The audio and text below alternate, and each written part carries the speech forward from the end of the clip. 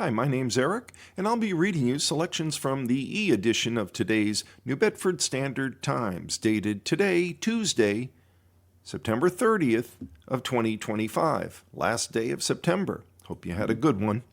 It's going to be a very sunny and pleasant week ahead. Today, sun through high clouds, high of 77, low of 52 across the south coast. Tomorrow, Wednesday, partly sunny, windy, and cooler. 62 the expected high, 49 the expected low, but again, sunny. Thursday, partly sunny, high of 62, low of 40. On Friday, mostly sunny, high of 68, low of 49. And Saturday, pleasant with plenty of sunshine, high of 74, a low of 51. Now, heading to the front of the paper of the Standard Times for today, the headline above the fold, if there was such a thing in a digital newspaper, reads, "Bristol Swears in Sedgwick Harris" by Emily Sherney of the Herald News. In Fall River, Sedgwick L. Harris is officially Bristol Community College's 5th president since its founding in 1965. On Friday, September 26th, Harris took to the stage in the Margaret L. Jackson Arts Center Theater, flanked by Massachusetts Secretary of Education Patrick Tutwiler, the state's Commissioner of Higher Education Noe Ortega, and Bristol's Board of Trustees Chairwoman Joan M. Medeiros. Bristol's faculty, students, community members, alumni, and color guard attended the live-streamed inauguration ceremony and looked on with state legislators and higher education institutional delegates. Harris's wife, Jamika, his daughter Cedriana, and son Jamitrik helped facilitate the official investiture and oath of office administered by Ortega and Tutwiler. Harris was presented with a presidential medallion to be worn at ceremonial occasions. This is 28 years of work, sacrifice, and going through a lot of challenges to get to this place. And what better place could I be than Bristol Community College, said Harris. Harris thanked his family and members of the Bristol community who made him feel fast at home, quote unquote. Harris, who fought emotions during his address to an audience of hundreds, remarked with deep gratitude on the influential people and loved ones of his youth who propelled him to academic spaces and success. During his speech, he pledged to continue a legacy built by former presidents of the college that involved guidance, accountability, transparency, and a deep respect for carrying the legacy of the school into the future. In his remarks, Harris referenced the unique DNA of an institution built on hard work and the unique contributions of its students, celebrated strength in shared values alongside industry and creativity that fuels southern coastal Massachusetts communities that Bristol serves. "We know what grit looks like," he said, adding that a goal of his to help prepare students for a changing workforce trends by continuing to engage and collaborate with community industry partners. The Massachusetts Board of Higher Education unanimously confirmed Harris in the position earlier this year on January 13th, and he assumed the role March 3rd. Harris succeeds Laura Douglas, who retired January 14th after serving as the school's president since 2017. Medeiros cited Sedgwick's vast array of experience and strong commitment to higher education, diversity, equity, and community engagement in a statement. At the time, Sedgwick was selected from a pool of 5 finalists. During the ceremony, she lauded Harris's commitment to making education accessible with strong student focus built around equity, opportunity, and support, pillars of Harris's leadership. "Dr. Harris embodies everything that Bristol stands for," said Medeiros. More recently, Harris has served as the Vice President of Administrative Affairs at Northampton Community College in Bethlehem, Pennsylvania, and previously served in administrative positions at community colleges in Illinois and Michigan, with more than 25 years of educational leadership experience. Harris brings with him a lived experience of the barriers students face on their pathway to success. In a January 2015 interview, he said his parents were blue-collar workers from the South who moved to Michigan for work, neither with an education beyond high school. He said his father was a strong supporter of Harris attending college. "Many students that go to community college are first-generational, like I was. all of my career. I've decided to stay in the community college education lane because these are the students that I enjoy the most. I see myself in many of the community college students that walk through. I see the opportunity that I can still make the greatest impact with this population. In the spirit of past Bristol presidents, Harris will be introducing the Harris Brighter Future Endowment, announced at the ceremony, which reflects a lasting investment in student achievement and community growth through enduring financial support, said Elina Marcotte, the college's financial aid director. In earlier statements at the time of his confirmation, Harris said his immediate plans in leading Bristol Community College involve listening first, an approach that treats students as customers and listen to the needs of faculty and stakeholders in each of the communities where Bristol has campuses to really hear what they're looking for, what their interests are, and what's important to them. Bristol maintains campuses in Attleboro, Fall River, New Bedford, and Taunton, and has the National Offshore Wind Institute in New Bedford. Harris said he's hoping to learn more about local businesses, so we're at the top of mind when we think about training. He said he's looking forward to getting on board with programs and workforce training initiatives already ongoing at Bristol and bringing some of his own experiences to the table. Ensuring the school offers classes students need at convenient times is one of Harris's latest objectives at a time when college enrollment nationwide are dropping, despite a sizable increase in students at Bristol last fall. In an earlier interview, he said he believes positive word of mouth from graduates can become the school's best recruiting tool. The next headline on the cover of today's Standard Times, High Point Eyes Opening Sober Home by Catherine Gallerani in New Bedford. A proposal that would allow up to 8 women in recovery to move into a sober home as part of High Point Treatment Center's programming is being appealed to the New Bedford Zoning Board of Appeals due to concerns from city officials.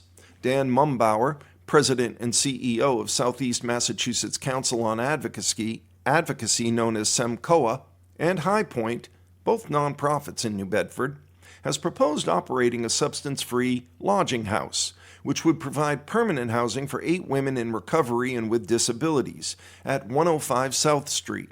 Mumbauer said the residents are required to be committed to their recovery, be considered to be low income, and be looking for a permanent place to live, and many of the residents have jobs. It's really difficult to find ways to support people in recovery and have them become self-sufficient, he said. We do own the property down the street, and the case manager is down the street.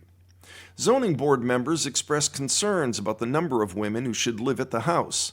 Mumbauer is seeking approval for 8 women, but board members suggested that up to 5 would be preferable. Zoning board member Imani Galati said she supports the proposal for a continuance of the hearing to determine the next steps, working with city solicitor Eric Jakes. I'm not really clear on what precedent it would set and what the implications of this decision are for the city in general, and I'd like to have a better understanding of that, she said. Mumbauer said the house has 3 bedrooms on the first floor and 5 bedrooms on the second floor for the tenants, for a total of 8 private bedrooms. There are 3 full bathrooms in the house, including one on the top floor. He said it's not a money-making proposition, and most years they lose money operating the house due to its size and the cost of utilities. The zoning board enforcement officer has determined that a lodging house is not a permitted use in the residential zoning district, and High Point has filed an appeal of that decision. High Point is also arguing that there are rights under federal law that allow for protections for people with disabilities, including people in recovery under federal law. The property on South Street's been vacant since 2024. Jason Platt, who lives across the street from the proposed lodging house at 106 South Street, said with no oversight there can be problems, and that it will be hard to remove someone from the house if there is a problem. He said it took him a long time to get over his addiction. It's permanent housing, so if somebody relapses, they can't throw them out. It's going to be a long process. So if somebody's getting high, how are you going to tell them they have to leave? Because they have a right to stay there, he said. The zoning board continued the public hearing to Thursday, November 21st to give Jakes time to assess the implications of what zoning board chairman James Clark said will be a very important decision that could set a precedent in New Bedford. Final story on the cover of the Standard Times dated today, Tuesday, September 30th, How to Navigate the Food Truck Festival by Seth Chitwood in New Bedford. One of the South Coast's most anticipated culinary events is set to return to Fort Taber Park on October 4th. The New Bedford Food Truck and Craft Beer Festival, organized by Food Truck Festivals of America, the FTFA, will roll into town for a day filled with gourmet bites, craft brews, family fun, and stunning ocean views from noon to 5 p.m. This festival is one of our favorites. It's probably our favorite location at Fort Taber. It's beautiful there, said Anthony Pepe, owner of FTFA. This festival became so big that we're doing it biannually at the beginning and end of the season. We're pretty fired up. What to expect at the food festival? Attendees can expect over 30 of Rhode Island and Massachusetts' top food trucks, serving up everything from Italian pizza and seafood specialties to sweet desserts. Craft beer fans will have their pick of local and regional brews. We partnered with Lord Hobo out of Woburn, and they created special FTFA beers, Pepe said. It's our #1 selling beer right now, and we're excited to bring that to New Bedford. But the festival is more than just food and drink. Pepe and his team said they've packed the day with activities for all ages, including face painting, cornhole, yard games, and live music. Local artisans and businesses will also be showcased at an on-site artisan market. And because the event falls in October, it will again feature a Halloween costume contest with a $500 cash prize for the best outfit. We did this last year, and it was such a huge hit, Pepe said. So, bring your best costume. Who knows? You might walk away $500 richer. What to know before you go? For first-time festival goers, Pepe suggests guests bring blankets and lawn chairs. Be patient, too. This isn't fast food. It's food made to order. Pack up the cars, load up the chairs and big blankets, and come to enjoy the day. The views are spectacular. There's nothing like it around here, he said. General admission is $5 in advance online or $10 at the gate. Children aged 10 and under get in free. Special online packages include the $41 Beer Lovers package, early entry, 3 beer tickets, koozie, and bottled water. The $20 Foodie VIP package, early entry, free VIP dessert, and bottled water. And the $68 Beer 6-pack age, 6 beer tickets, and VIP perks. With a history of over 80 events nationwide since 2012, Food Truck Festivals of America continues to expand across the South Coast, including popular stops in Falmouth, Pawtucket, and Lakeville. We're always looking for new venues. Who knows, Fall River or another South Coast spot could be next on our 2026 schedule, Pepe added. I hope people enjoy the experience, have fun, maybe gain a few pounds, and bring those stretchy pants. One note from your reader, Lord Hobo Brewing, if you're buying that 6-pack, be careful, because Lord Hobo Brewing also has some very, very strong beer. They do some double IPAs with 8 to 10%, and that is not the same as a Bud Light, let's say. So just a word of warning. If you don't know that and you're just getting something over out of a truck or out of their stand, it might be a little stronger ABV, as they say, alcohol beverage, than you might be expecting. Moving inside the paper, Fall River's Red Mass to honor 4 legal leaders by Beth McDermott, AI-assisted report for the Standard Times. The 27th annual Red Mass in the Diocese of Fall River is scheduled for 4 p.m. October 4th. The event will take place at the Cathedral of St. Mary of the Assumption in Fall River, according to a community announcement. Bishop Edgar M. DeCunha, SDV, will be principal celebrant and homilist. The Red Mass is a tradition that dates back to 13th century Europe. It's named for the red vestments worn by the celebrants, and it's intended to invoke guidance and strength for those working in law and justice.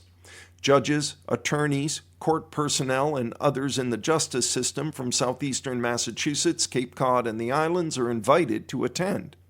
A unique aspect of the Red Mass in the Diocese of Fall River is the presentation of the St. Thomas More medallions. These awards recognize members of the legal community for their dedicated service.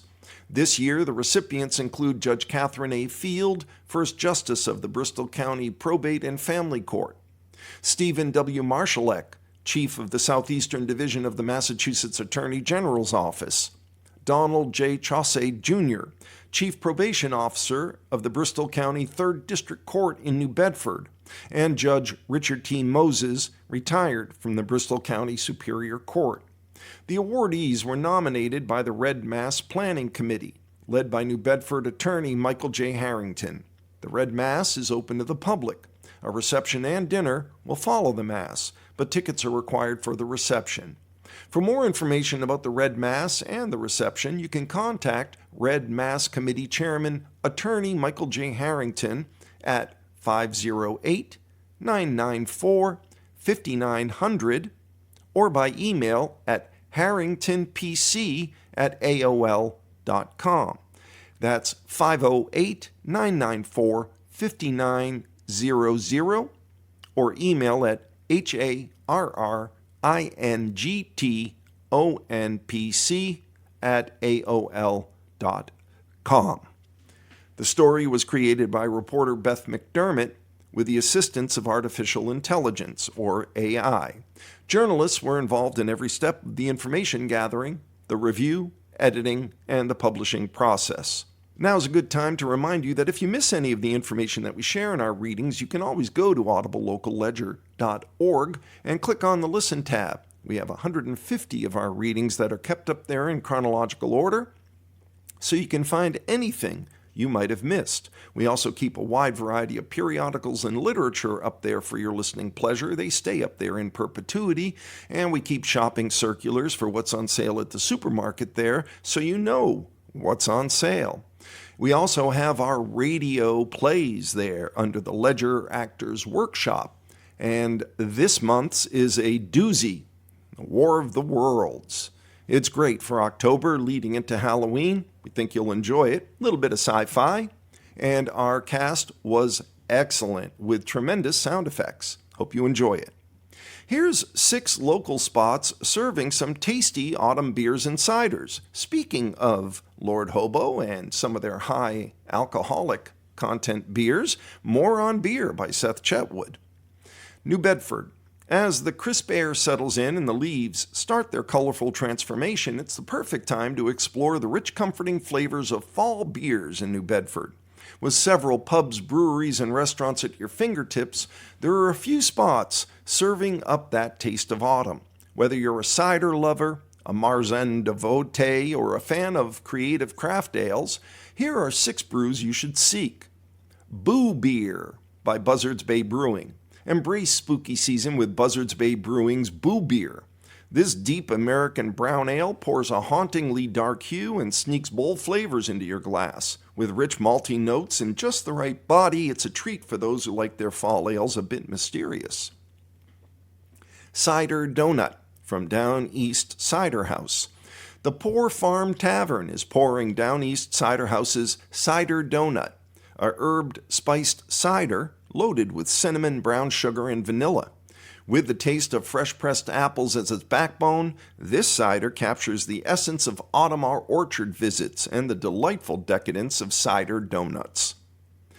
Inward Delight Marzen Oktoberfest Lager from Moby Dick Brewing. If traditional Oktoberfest beers are your style, the Moby Dick Brewing Company is offering their Inward Delight Marzen. This Munich-inspired lager is copper-colored, medium-bodied, and boasts an easy-drinking 5.4% ABV. Expect gentle malt sweetness, toasty layers, and a floral spicy finish from noble German hops. Oktoberfest is next from Cisco Brewers. Bring a little Oktoberfest home at Cisco Brewers Kitchen Plus Bar with their Oktoberfest Fest Beer. This 5.9% ABV seasonal pours golden and celebrates everything you love about Oktoberfest. live music, Stein-holding fun, and authentic Marzen malt flavor. Whether or not you attend their autumn festival, a pint of this fest beer is a toast to fall. And finally, Shipyard Harpoon Oktoberfest. That's not finally, there is one other. Shipyard Harpoon Oktoberfest at Knuckleheads is an enduring New England favorite. What began in 1989 as a seasonal experiment is now a staple of the local beer calendar. Smooth, mellow, and malty with 5.3% ABV, it's perfect for game day, fall gatherings, or simply savoring the season. And Between Worlds Pumpkin Ale, served at Play Arcade Bar and Restaurant, Finback Brewing Company's Between Worlds Pumpkin Ale at 7% ABV shows off a slightly hazy golden-orange color with a modest head and minimal lacing. The aroma offers hint of caramel, toasted malt, orange peel, and subtle spices. For a bonus, also try on draft the Caramel Pumpkin Ale from Southern Tier Brewing Company, which is 8.6 ABV ale. That's strong, folks. That's double normal beer.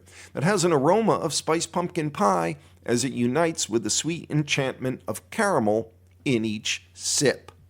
Looking for a role? The Marion Art Center hosts Greetings Tryouts by Beth McDermott. The Marion Art Center is holding auditions for its holiday play, Greetings. The auditions will take place from noon to 2 p.m. October 4th and from 2 to 4 p.m. October 5th in the upstairs gallery at the Ann Breitmeyer Webb Theater, 80 Pleasant Street in Marion, according to a community announcement. The play, which was written by Tom Dudzik and directed by Jennifer Palmer, features 5 performance dates, December 5th, 6th, 12th, 13th, and 14th. Evening performances begin at 7:30 with a Sunday matinee at 2 p.m. Greetings tells the story of Andy, his Catholic parents, and his intellectually disabled brother Mickey. When Andy brings his Jewish atheist fiancée home for Christmas Eve, tensions rise. The plot takes a turn when Mickey, who has a limited vocabulary, suddenly speaks, revealing a spirit aiming to heal the family. The more information is available at marionartcenter.org/auditions. And we'll keep it local in sports with the high school football roundup. Dartmouth and Fairhaven remain perfect by Lori Loslee of the Standard Times. Week 4 was a mixed bag for South Coast football teams at both Dartmouth and Fairhaven staying perfect on the season, while 3 other local teams suffered shutout losses. Here's a look at the Week 4 scores and highlights for South Coast football teams. Dartmouth 33, Old Rochester 21.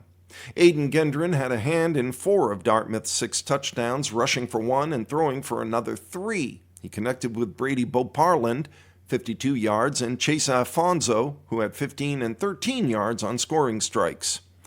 For Old Rochester, Tucker Roy, 2 yards, Benjamin Baptiste, 3 yards, and Connor Nelson, 5 yards, each had rushing touchdowns, while Nolan Vieira added 3-point afters. We didn't execute on a consistent basis, said Old Rochester head coach Bryce Guillebeau. Dartmouth 4-0 will host Apponequet on October 3rd, while Old Rochester, who's 0-4, has Week 5 off.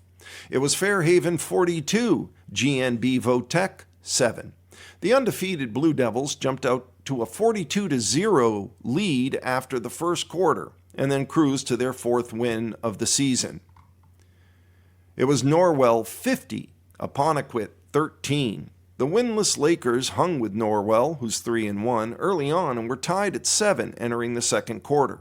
Apponequet was outscored 43-6 the rest of the way.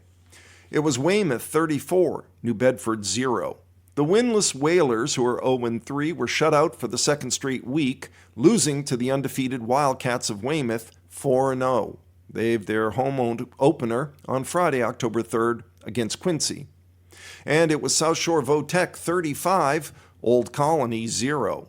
The Cougars couldn't slow down South Shore's offense, which was led by Johnny Bergio, who had 134 rushing yards, 2 touchdowns, and a 2-point conversion.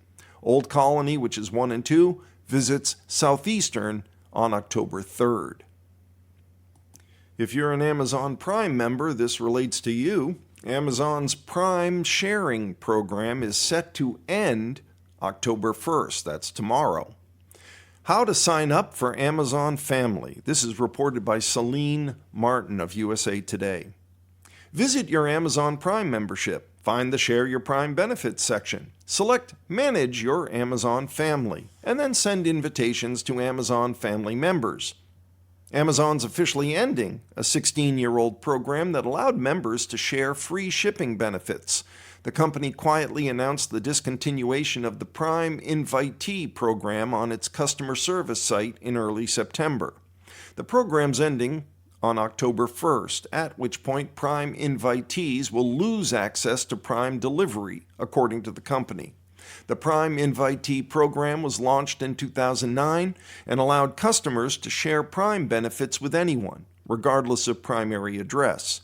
Amazon's replacement for the program, Amazon Family, only lets customers share Prime delivery benefits with people who live at the same address.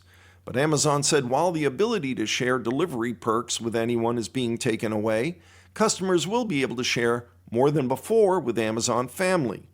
Prime members can instead share a broad range of Prime benefits with Amazon Family, including fast free delivery, access to exclusive deals and shopping events like Prime Day, movies, series, and live sports with Prime Video, Amazon Music and additional digital entertainment, access to a free Grubhub Plus membership, and fuel savings at more than 7,500 BP, Amoco, and participating AM/PM locations, the company said in a statement to USA Today. According to the e-commerce giant, the change will affect members who enrolled in the Prime Invitee program between its creation in 2009 and 2015, when it stopped accepting new members. Those who lose access to Prime delivery must ask a household Prime member to add them to their Amazon Family. They can also sign up for their own Prime membership.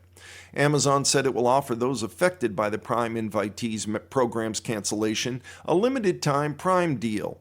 The deal will get users 12 months of Prime for $14.99, and it will be available until December 31st. According to Amazon, those who want to share shipping benefits with family members must be enrolled in Prime and make other household members part of their Amazon Family. Amazon Family allows Prime members to share benefits with one additional adult, up to 4 teens added before April 7th, and up to 4 children. Prime members who want to share benefits with others must have linked accounts through Amazon Family, share the same primary residential address, the address you consider to be your home and where you spend most of your time, agree that all payment methods be shared on one account for household verification, have a Buy Now U.S. billing address for Prime video sharing. The company said that although those wanting to share Prime benefits must share payment methods on the same account, each family member will still be able to shop with their own payment method. Family members can leave and rejoin an Amazon Family anytime. However, those leaving an Amazon Family must wait 12 months before joining a new one, the company said. And with that, we've come to the end of our reading of the New Bedford Standard Times, dated today, Tuesday, September 30th of 2025. This is your reader, Eric, saying be well, be safe, look after each other, and remember our veterans. Bye for now.